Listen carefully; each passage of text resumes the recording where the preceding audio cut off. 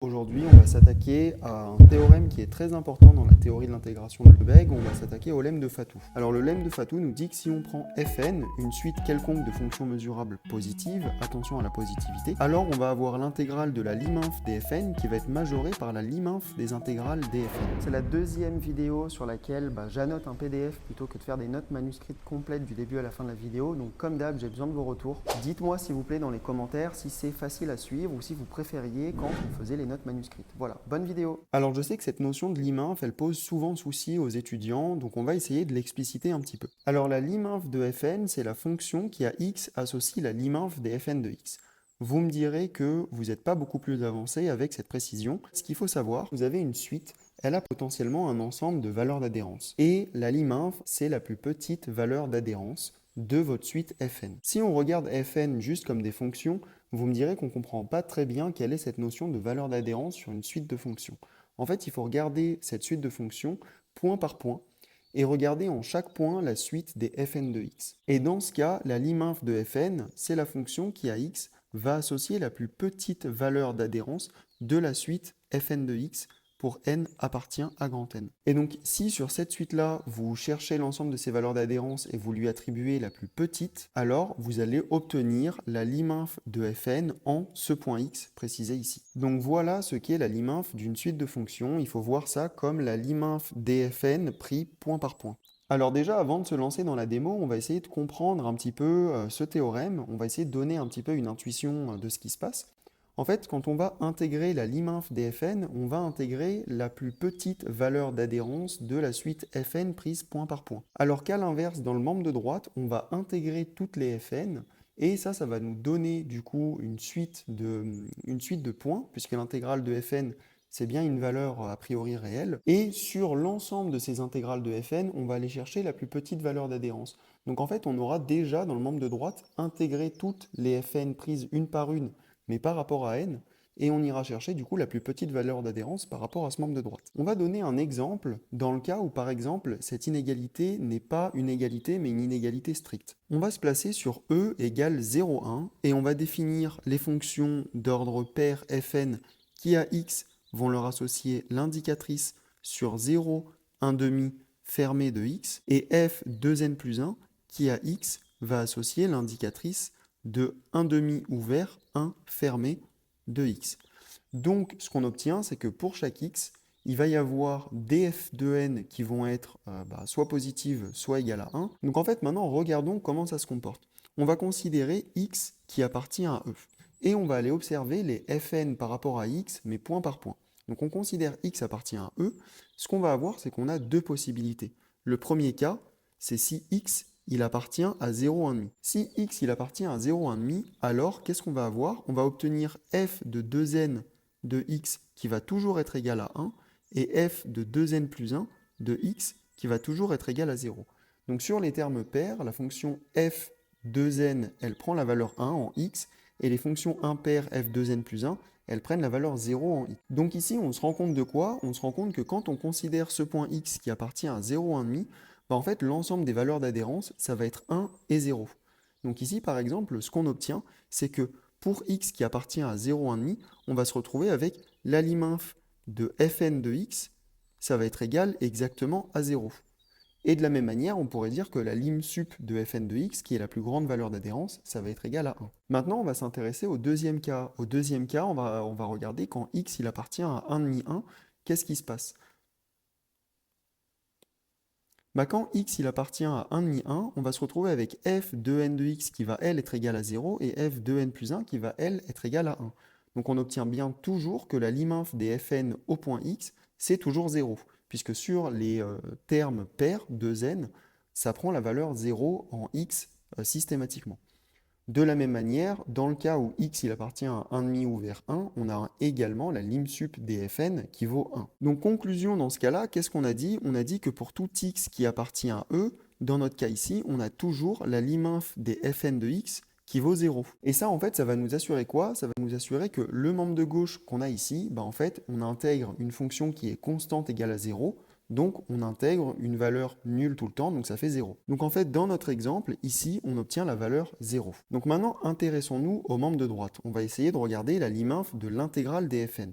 Donc ce qu'on va faire, c'est qu'on va choisir n qui appartient à grand N. Et on va essayer de regarder ce que vaut l'intégrale de fn par rapport à la mesure mu.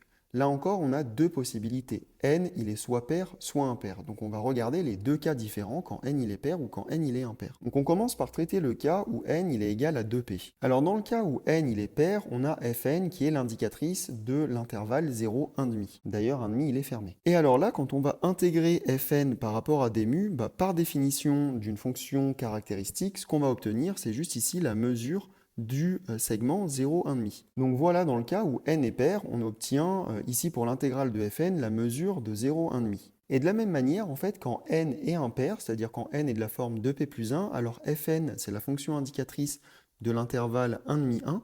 Et dans ce cas, l'intégrale de fn, par définition de la fonction caractéristique, ça va encore faire la mesure, mais cette fois de l'intervalle 1,5, 1. Donc en fait, on n'a que deux cas possibles pour la suite des intégrales dfn. Les intégrales dfn, elles ne prennent que deux valeurs, soit la mesure du segment 0, 1,5, soit la mesure de l'intervalle 1,5, 1. Donc la liminf ici de cette suite de l'intégrale dfn, c'est juste la plus petite valeur qu'on a entre la mesure de 0,1,5 et la mesure de 1,5, 1. Donc voilà ce qu'on a ici. On a le membre de droite, cette liminf de l'intégrale dfn, ça nous fait donc le minimum entre la mesure par rapport à mu de 0,1,5 et la mesure mu de 1,5, 1. Et donc on voit bien ici que si on prend une mesure qui n'est pas la mesure nulle, ici on peut avoir un cas d'inégalité qui est strict. Voilà, j'espère que ce petit exemple vous a donné un peu d'intuition sur ce qui se passe à gauche quand on intègre la liminf des fn et à droite quand on prend la liminf des intégrales des fn. On va pouvoir maintenant s'attaquer à la preuve qui en fait n'est pas si compliquée que ça. Pour la preuve, on va commencer par redéfinir ce que vaut la liminf des fn en termes uniquement des fn. C'est la limite croissante quand k tend vers l'infini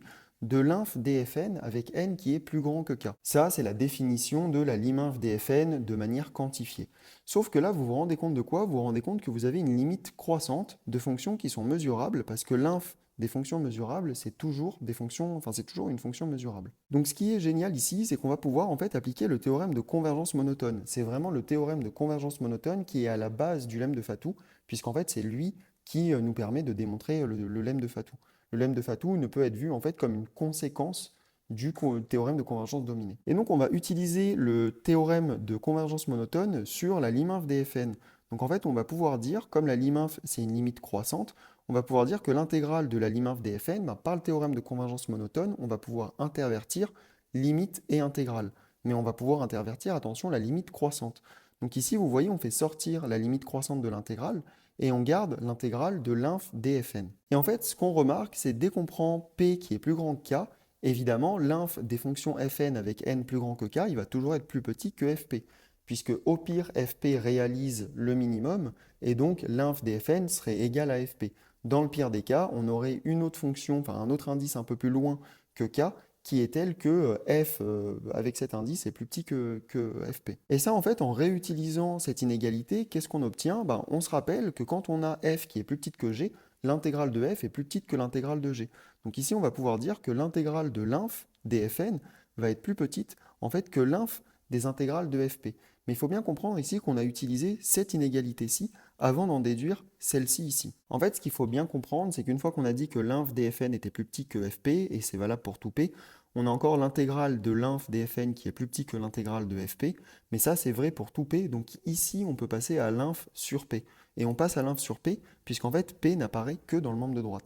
Donc en passant à l'inf sur p, on retrouve ce qu'on vient de dire à l'instant. Donc voilà comment on se retrouve avec cette inégalité en disant que l'intégrale de l'inf dfn c'est majoré par l'inf des intégrales de fp. Et à ce moment-là, on n'a plus qu'à passer à la limite croissante sur k. En passant à la limite croissante sur quoi, on se rend compte de quoi? On se rend compte que cette inégalité-là, on l'a réécrit en ayant des limites quand k tend vers l'infini à gauche des deux membres. Donc on se retrouve avec exactement cette inégalité-là. Et cette inégalité-là, c'est quoi? En fait, on se rend compte que dans ce membre-là, quand on a fait intervenir la lim inf, en fait, c'est exactement la lim inf qu'on cherchait à avoir. Donc on a bien ici la lim inf, et on a obtenu exactement ce qu'on souhaitait. À savoir, ici, on a bien démontré que l'intégrale de la lim inf des fn faisait exactement, était majorée exactement par la lim inf des intégrales de fn. Et donc voilà pour ce lemme de Fatou. J'espère que cette vidéo aura été instructive et vous aura aidé à mieux comprendre ce lemme qui est hyper important pour la suite de la théorie de l'intégration. Je vous encourage à approfondir tous ces théorèmes qui vous permettent d'échanger une limite et une intégrale. C'est des théorèmes très puissants. Et je vous dis du coup à bientôt pour une prochaine vidéo. N'oubliez pas de